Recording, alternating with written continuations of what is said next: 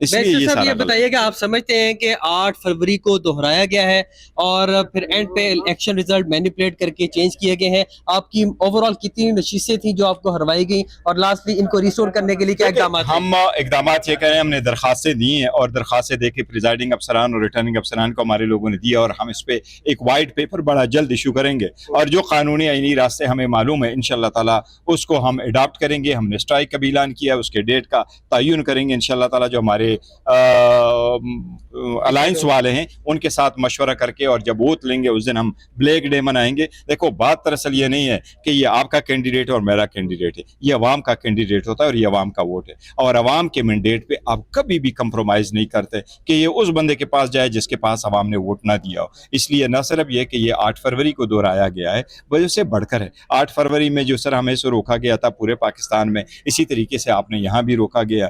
اس لیے یہ طریقہ کار جو ہے نا، یہ جمہوریت نہیں ہے۔ خاص کر میں یہ کہوں گا کہ دیکھو ہمیں یہ احساس ضرور تھا کہ مئی 2025 کے بعد ہمارا مینڈیٹ قبول ہوگا۔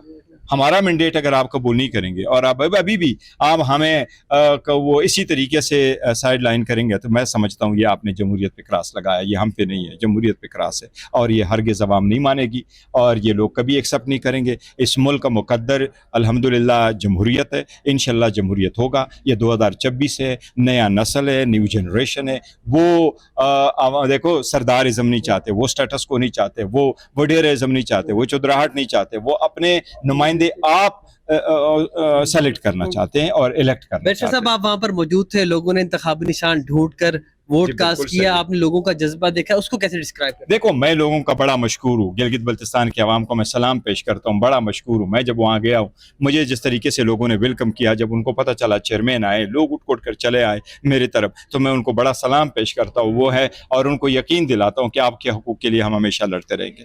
نہیں، خان صاحب کے حوالے سے لوگوں کے اندر آپ نے کیا جذبات دیکھو خان صاحب کے ساتھ میں آپ کو یہ بتاؤں کہ خان صاحب کے ساتھ کوئی بیچ میں سے تھرڈ پارٹی نہیں ہے، عوام اور خان جو ہے وہ جڑے ہوئے ہیں۔ وہاں بھی اتنی ہی محبت ہے جتنا آپ پاکستان میں دیکھ رہے ہیں، اور اس پہ بڑی خوشی ہوئی ہے۔ دیکھیں یہ میں اس میں ایڈ کروں گا کہ ایون ہم تو ہری پور کا الیکشن بھی نہیں دفاع نہیں کر سکے، اور لیکن ہم ایک جمہوری پارٹی ہے، جمہوری لوگ ہیں، اور ہم کوئی گریلا تو نہیں ہے، ہم قانون کو ہاتھ میں نہیں لینا چاہتے، بٹ ہم اس کو کہتے ہیں کہ جو لوگ ہمارے ساتھ یہ کر رہے ہیں کہ آپ اس کے امپلیکیشنز دیکھیں۔